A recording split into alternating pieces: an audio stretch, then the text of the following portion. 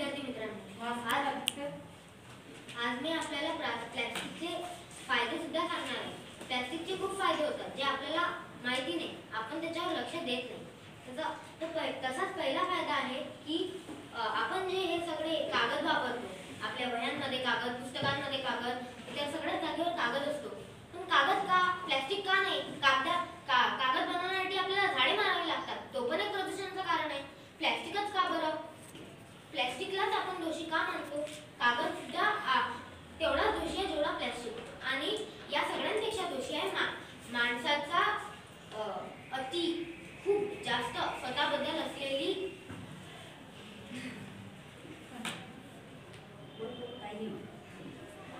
आपल्याला हे सगळं टाळायचं असेल तर आपल्याला आपल्या गरजा कमी कराव्या लागतील. तसेच आता सगळे म्हणतात की प्लास्टिकमुळे सगळं होतंय, पण नाही, सगळं माणसाचाच मुळे होतंय. कारण की शोध तर प्लास्टिकचा माणसानेच लावलाय ना, बाकी कोणीच लावला नाहीये. बाकी तुम्ही म्हणता जे डिकम्पोजेबल वस्तू आहे त्या झाडांनाच मारून बनतात किंवा प्राण्यांच्या कातडीपासून आणि इत्यादी वस्तूंपासून बनतात. त्या माणसासाठी तेवढंच हानिकारक आहे, कारण की फूड चेन त्यामुळे तुटते. त्यामुळे त्यांवर अवलंबून असणारा खूप साऱ्या प्राण्यांचा जीव सुद्धा जातो. एवढे बोलून मी आपले 2 शब्द संपवतो. जय हिंद, जय महाराष्ट्र. विषयाच्या बाजूने बोलणार आहे, तिला मी मंचावर आमंत्रित करतो. मी आज प्लास्टिक विषय आहे स्वच्छता आणि प्लास्टिक एकल वापरावर अंकुश. प्लास्टिक मी आज तुम्हाला प्लास्टिकचे दुष्परिणाम सांगणार आहे. प्लास्टिकमुळे पूर्ण सजीवसृष्टी नष्ट होत आहे व आपल्या पर्यावरणाला हानी पोहोचत आहे. प्लास्टिक जर आपण जमिनीमध्ये पुरवले किंवा त्याला गाडले तर ते जमीन सुपीकची नापीक होते व ते प्लास्टिक आपल्याला कितीकही काळ गेले, कितीकही वर्ष गेले तरी पण तसेच्या तसेच सापडते. व प्लास्टिक आपण फेकले किंवा पसरलेले असले आणि त्यांनी इतर प्राण्यांनाही त्या प्लास्टिकला खाल्ले तर त्यांची मृत्यू होऊ शकते व इतर काही दुष्परिणाम होऊ शकतात. प्लास्टिक हे आपण जाळले तर त्याच्या धुरापासून कार्बन डायऑक्साईड हे वायू निर्माण होते व ऑक्सिजनचे प्रमाण कमी होते व ते आपल्या आरोग्यासाठी हानिकारक राहते. प्लास्टिक हे आपण नदीमध्ये फेकले आणि त्या नदीतलं पाणी प्रदूषित होते व आपल्याला तेच पाणी प्यायला येते आणि त्यापासून आपल्याला वेगवेगळ्या बिमाऱ्या होऊ शकतात. प्लास्टिक हे आपण आपले पूर्वज तर आधी कापडाच्याच पिशव्या वापरायचे, मग आपण का नाही वापरायचं कागद कापड, का नाही हे करायचं? तर हे योग्य आहे का? प्लास्टिकमुळे हे आपल्यालाच बिमाऱ्या होत आहे वेगवेगळ्या. म्हणून आपण कापडाचीच पिशवी वापरायला पाहिजे. आणि माझे असे म्हणणे आहे की सरकारने जे प्लास्टिकवर बंदी घातली आहे ती सुरूच राहावी व पूर्णतःपणे प्लास्टिक बंद होऊन जावे. आणि जेवढे होईल तेवढे प्लास्टिक टाळा व जेवढे होईल तेवढेच कापडाच्या पिशवीचा वापर करा. जय हिंद, जय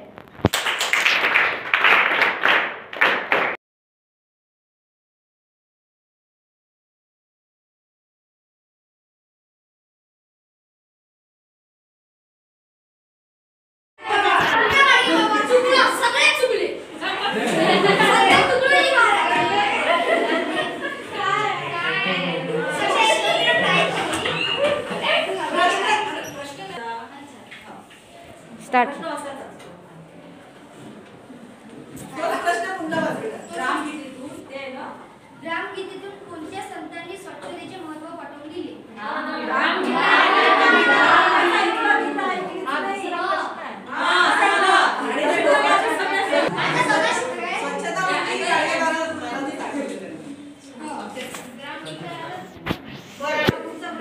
प्रश्न 5. महाराष्ट्रातील सर्वात स्वच्छ शहर कोणते? अमरावती, नाशिक, पुणे, मुंबई.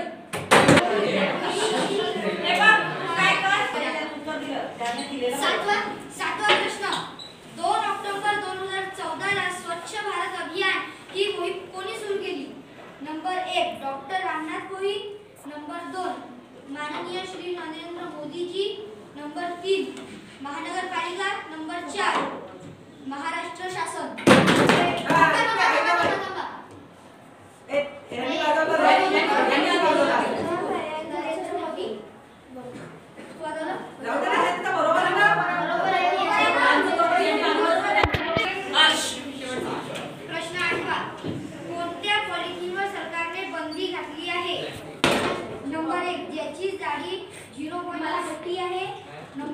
0.5, number 3 0.52, number 4 0.51. पहिला 0.52. 2 नाही रे बाबा. 0.51. 0.51. 2 अजून कोणी? 0.51. सगळ्या 0.50.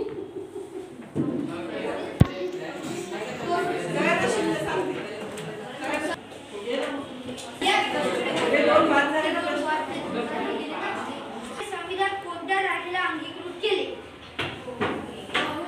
26 नोव्हेंबर 1948. कोण सांगणार आहे अजून? ऑप्शन काय जवळ पडेल? 26 नोव्हेंबर 1949. आखरी प्रश्न. दक्षिण ध्रुवाजवळ कोणता पक्षी आहे ज्याला उडता येत नाही? अरे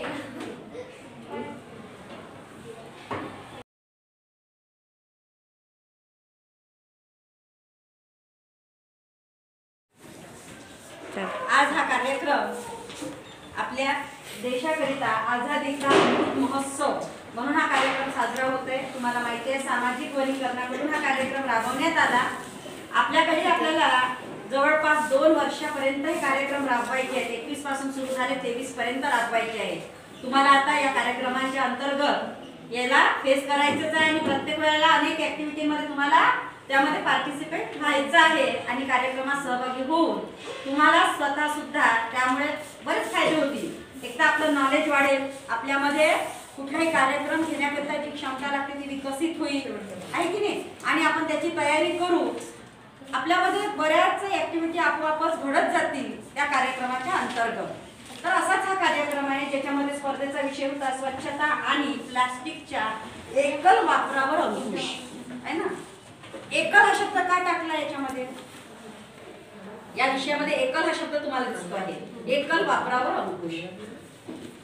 एक तर एकलचे 2 अर्थ होतात. एक म्हणजे एकल म्हणजे आपण प्रत्येक व्यक्तीने एकट्याने त्या प्लास्टिकचा वापर आपण घरोघरी प्रत्येक व्यक्ती करतो आहोत. आणि दुसरं एकल म्हणजे ती अशी वस्तू की प्लास्टिक जर आपण वापरलं नाही तर कुठेही आपल्या कामामध्ये व्यत्यय येईल का, हा विषय आपल्याला विचार करायला लावतो. की जर आपण म्हटलं की या प्लास्टिकमुळे प्रदूषण वाढतो आहे, आपल्या आरोग्यावर त्याचे बरेच दुष्परिणाम होऊन राहिलेले आहे, पर्यावरणावर दुष्परिणाम होऊन राहिलेले आहे. जर आपण कुठेही कूडदानीमध्ये केरकचरा पाहिला तर त्यामध्ये सर्वात जास्त जर आपल्याला दृष्टीस पडत असतील तर तो घटक कोणता असतो? प्लास्टिक. प्लास्टिकच्या पन्न्या, घरामधून फेकलेल्या तुटलेल्या ज्या वस्तू असतील ते सुद्धा प्लास्टिक. लोहा लोखंडवाला आला तर त्याच्याजवळ आपण विकण्याकरिता आणतो ते म्हणजे प्लास्टिकच आणतो. पण प्रत्येक प्लास्टिकवर प्रक्रिया पुन्हा होत नाही. काही प्लास्टिक असे असतात की जे कितीही त्याला जाळण्याचा प्रयत्न केला, त्याला जमिनीमध्ये पुरण्याचा प्रयत्न केला तरी ते कित्येक वर्षांपर्यंत गळत नाहीत आणि पुन्हा त्याच्यापासून वस्तू बनवता येत नाही. उदाहरण, जर छोटी पन्नी असेल, त्या पन्नीला तुम्ही कितीही जाळा, आपल्याकडे आपण त्याच्यामध्ये भाजीपाला म्हणा कुठली वस्तू टाकून आणतो आणि आपण बऱ्याचदा भाजीवाल्याला म्हणतो माझ्याजवळ पिशवी आणलेली नाही, द्या ना पन्नी. लगेच आपण म्हणतो द्या आम्हाला पन्नी. तो म्हणेल नाही, आम्हाला आता बंदी आहे पन्नी वापरण्यावर, आम्हाला दंड दिला जातो, आम्ही नाही देणार. आपण काय म्हणू त्यांना, काय दादा तुम्ही पन्नी सुद्धा ठेवत नाही, कशात न्यायची मी वस्तू. अशा वेळेला पर्यावरणाला हानी पोहोचवणारा घटक तो व्यक्ती आहे की आपण आहोत? आपण आहोत. कारण आपल्याकडे आपण एक पिशवी, जर कापडी पिशवी सोबत घेऊन जाऊ शकत नाही, उलट त्याला आपण सुशिक्षित असताना त्या व्यक्तीला आपण उलट ज्ञान देतोय की तुला एक पन्नी देता येत नाही का. याच्यामध्ये आपण दोषी असतो. आणि ती पन्नी आपण जेव्हा फेकून देतो घरामधून, त्याला थोडंही कुठलं पाणी लागलं, घाण लागली, काही त्याच्यामध्ये सडलं तर लगेच ती पन्नी आपण कूडदानीमध्ये टाकतो. ती बाहेर कुठेतरी पडली जाते आणि त्या पन्नीला तुम्ही कितीही जाळा ती अशी जमा होईल पण ती पूर्णतः जळत नाही. त्याला काळी पडलेली असेल तरी त्याचा गोळाच तयार झालेला असतो, जळून ती नाश होत नाही. ती पन्नी जेव्हा जनावरांच्या पोटामध्ये जाते, गुराढोरांच्या पोटामध्ये जाते, आपण त्याच्यामध्ये बऱ्याचदा अन्न टाकतो आणि ती पिशवी तशीच फेकून देतो. काही विचार करत नाही की जर गाईला याच्यामधलं ते अन्न काढता आलं नाही, खाता आलं नाही तोंडाने तर ती पन्नी सहित खाऊन गेली. आणि अशा पन्न्यांचा कितीतरी फार मोठा असा गोळा तिच्या पोटामध्ये जमा होतो. बऱ्याचदा पेपरमध्ये बातमी असते की गायीला एका गायीवर शस्त्रक्रिया केली गेली, त्यावेळेला तिच्या पोटामधून तब्बल 20 ते 25 किलो पन्न्या काढल्या गेल्या. इतका गोळा तिच्या पोटामध्ये त्या पन्न्यांचा जमा झालेला होता, कारण ते पचनच होत नाही. ती तशीच्या तशी तिच्या पोटामध्ये जमा झाली. अशी कितीतरी गुरंढोरं आहेत की ज्याच्यामुळे आपण त्यांचा नाश करण्याकरिता आपण त्याला कुठेतरी कारणीभूत ठरतो आहोत. आणि पर्याय म्हणून आपण पन्नीच्या ठिकाणी, प्लॅस्टिकच्या ठिकाणी बऱ्याच वस्तू वापरू शकतो आणि ज्या बऱ्याच दिवसांपर्यंत टिकू शकतात, ज्यांचा वापर पुन्हा रिसायकल करून करता येतो, असे घटक वापरले तर आपण फार मोठं कार्य आपल्या देशासाठी केलं. इथे असणाऱ्या पशूंसाठी, प्राण्यांसाठी केलं, या पर्यावरणासाठी केलं की ज्याच्यामुळे जाळल्यानंतर फार मोठ्या प्रमाणात कार्बन डायऑक्साईड वायू तयार होतो, जो आपल्या ऑक्सिजनच्या करिता आपल्याला स्वतःला श्वसनाकरिता फार नाशवंत आहे.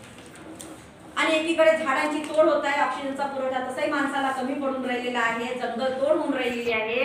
अनेक कारणास्तव, घरांसाठी म्हणा किंवा मग आपल्याला कागद तयार करण्यासाठी म्हणा, अनेक कारणास्तव जंगल ते तोडल्या जात आहे, तेवढ्या प्रमाणात लावल्या जात नाही, ऑक्सिजन कमी पडून राहिलेला आहे.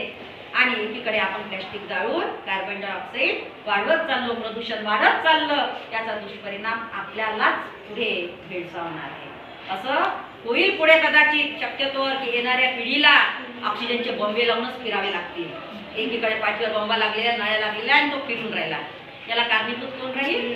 आपण स्वतःच राहणार आहोत. म्हणून आपल्या शाळेपर्यंत, तुमच्यापर्यंत ही जनजागृती चालवली अनेक माध्यमातून की तुम्ही भावी घडणारी पिढी आहात. तुमच्यापर्यंत जनजागृती झाली, तुम्ही बरी कुटुंबाला सांगू शकाल. लगेच तुम्ही आईला सांगाल, आई पन्नी वापरू नकोस, आई पन्नीला डस्टबिनमध्ये टाकू नको, गुरंढोरं खातील. अशा आपण आपल्यापासून आपल्या घरापर्यंत, कुटुंबापर्यंत, समाजापर्यंत तुमच्या माध्यमाने जनजागृती करण्याकरिता हा कार्यक्रम घेतला गेलेला आहे. आणि निश्चितच आपण आजपासून शपथ घेऊ की मी स्वतः पन्नीचा वापर करणार नाही, प्लॅस्टिक कमीत कमी वापरेल, शक्यतो प्लॅस्टिकचा वापर मी टाळणार आहे. आपल्यापासून जर आपण सुरुवात केली तर निश्चितच जो प्रदूषणाचा फार मोठा प्रश्न, ऑक्सिजनचा प्रश्न, हा सगळा सुटेल आणि आपणही छान हिरव्या अशा असणाऱ्या चांगल्या वातावरणामध्ये जगू शकू. पुढे ते आपल्यासाठी घातक मुळीच ठरणार नाही. इतकं सांगून एक थोडं तुम्हाला मार्गदर्शन करून मी माझे 2 शब्द संपवते आणि तुमचं कौतुक करते. सगळ्यात महत्वाचं 4 गटांमध्ये विभाजन होतं आहे की नाही. 4ही गटाचे विद्यार्थी हुशार होते. 4ही गटाने खूप सुंदर असे उत्तर दिले. काहींनी आधीच हात वर केला, काहींनी पहिले यायच्या आधीच बजर वाजवला. बरे ठीक आहे, सगळे विद्यार्थी तुमच्यामध्ये कोणी कमी नाही, सर्व हुशार आहात. पुढे तुम्ही याच्यामध्ये आणखी तयारी करून सुंदर बोलणार आहात अशी अपेक्षा बाळगते आहे. माझे 2 शब्द संपवते. 2 दिवसाच्या शाळेच्या मुख्याध्यापिका माननीय सौ माले मॅडम यांनी करावे अशी मी त्यांना विनंती करतो.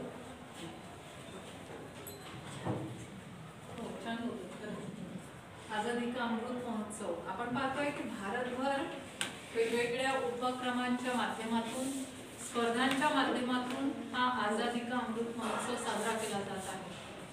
तुमच्या समोर रोज वेगवेगळ्या स्पर्धा येत आहेत, रांगोळी स्पर्धा, वादविवाद स्पर्धा. आज आपण जे सामाजिक वनीकरण यांच्यातर्फे प्रश्नमंजुषा आणि वादविवाद स्पर्धा या स्पर्धेचं आयोजन केलं आहे आणि खूप छान सुंदर प्रकारे तुम्ही आयोजन केलेलं आहे. म्हणजे ब्रिजलालजी बियाणी गट आहे, महात्मा गांधी, अहिल्याबाई होळकर, संत गाडगे बाबा आणि अगदी शांततेने मास्क लावून म्हणजे कोरोनाच्या नियमांचं पालन करून आपण ही स्पर्धा घेत आहोत. विद्यार्थ्यांना आजचा विषय आहे प्लास्टिक बंदी. की आपण भाषण देतोय, भाषणातून सांगतोय की प्लास्टिकचा वापर करायचे नाही, त्याचे उपयोग, त्याचे दुष्परिणाम आपल्याला माहिती आहे ना. आपण बोलतो, एक दिवस सांगून जातो, पण प्रत्यक्षात माहिती आहे का आझादी का अमृत महोत्सव यासाठी साजरा केला जात आहे की जे हुतात्मे, महात्मे, स्वातंत्र्यवीर, त्यांनी देश स्वातंत्र्य करण्यासाठी आपल्या जीवाचं बलिदान केलं आहे, प्राणाचं बलिदान केलं आहे. म्हणजे आपण त्यांच्या जयंती, पुण्यतिथी साजऱ्या करतोय, पण एक छोटासा वाटा म्हणून या देशासाठी आपण खूप काही नाही देऊ शकत, परंतु आपण ठरवू शकतो. आजपासून तुम्ही ठरवू शकता. 100 मध्ये 25 विद्यार्थ्यांनी जरी ठरवलं की मी प्लास्टिकचा वापर करणार नाही, अजिबात करणार नाही आणि माझ्या संपर्कात येणाऱ्या लोकांनाही करू देणार नाही, हा झाला आपल्या देशासाठी दिलेला एक छोटासा आपल्याकडून केलेला प्रयत्न. आपलं काम, हे काम आपल्याला प्रत्यक्षात करायचं आहे. नुसतं आपल्याला भाषण देणे किंवा सांगणे, ही जागृती करणे योग्य आहे. जी जागृती करतोय आपण सांगून ही योग्य आहे, परंतु सुरुवात आपल्याला आपल्या स्वतःपासून करावं लागणार. वर्गात समजा 5 विद्यार्थ्यांनी सुरू केलं तर मी तुम्हाला 100% सांगते, महिन्याभरात 5 सोबत 10 विद्यार्थी तयार होते. तुम्हाला असं वाटणार की अरे माझ्या वर्गातली 5 मुलं प्लास्टिकचा अजिबात वापर करत नाही. त्यांना त्या गोष्टी माहीत प्रत्येकाला आहे की त्याने काय होतं, पर्यावरणाची हानी होते आहे, त्याचे दुष्परिणाम आपल्यालाच भोगावे लागतात. ह्या सर्व गोष्टी आपल्याला माहिती आहे. तर विद्यार्थ्यांना मला एवढंच सांगावं इच्छिते तुम्हाला, आणि मला असं वाटते की सर्वांनी ठरवायचं आहे की मी जसं बोलणार तसं करणार. बोले तैसा चाले त्याची वंदावी पाऊले, है ना. म्हणजे मी सांगतोय तर निश्चितच त्याची सुरुवात मी माझ्या स्वतःपासून करणार. प्लास्टिकचा वापर मी करणार नाही. आज आपल्याला हे ठरवायचं आहे आणि प्रत्येकाने एक झाड लावायचं आहे. झाड म्हणजे रोपटं. त्या रोपट्याचं काय करायचं आहे, पालन पोषण करायचं आहे. बरोबर आहे. आज आपण पाहतोय की झाडं फार कमी झाली आहे, सिमेंटची रस्ते झाली आहेत, मोठमोठी लोकसंख्या वाढलेली आहे. म्हणजे जंगलची जंगल नष्ट होऊन तिथं घरं झाली आहे, जंगलापर्यंत घरं गेलेली आहे, लोकसंख्या वाढलेली. आपल्याला रोपटे लावायचे. आपला परिसर आपल्याला हिरवा करायचा आहे. कसा करायचा, हिरवा आहे. म्हणजे सगळीकडे बघितलं की आपल्याला काय हिरवळ अशी दिसली पाहिजे. बरोबर आहे. आपण ते प्रयत्न करणार आहे की एका वर्गातर्फे एक जरी रोपटं लावलं आणि त्याचं पालन पोषण केलं. पालन पोषण म्हणजे वर्षभर त्याची निगराणी राखायची, येता जाता त्याला पाणी टाकायचं आहे ना, आणि आपल्या टाकाऊ वस्तूंमधून त्याला एक कुंपण करायचं. बरोबर आहे. आणि त्या झाडाला काय करायचंय, वाढवायचंय. तुम्हाला जागा, तुमच्या वर्ग शिक्षिका, आपल्या कुठल्याही मॅडम तुम्हाला सांगतील, त्यांना विचारलं की मॅडम आम्ही आज एक रोपटं आणलंय, आम्हाला याचं पालन पोषण करायचंय. आणि त्याच्यासाठी तासिकेतला वेळ नाही द्यायचा आपल्याला की अभ्यास सोडून आपण त्या रोपट्याच्याच मागं लागायचं, असंही करायचं नाही.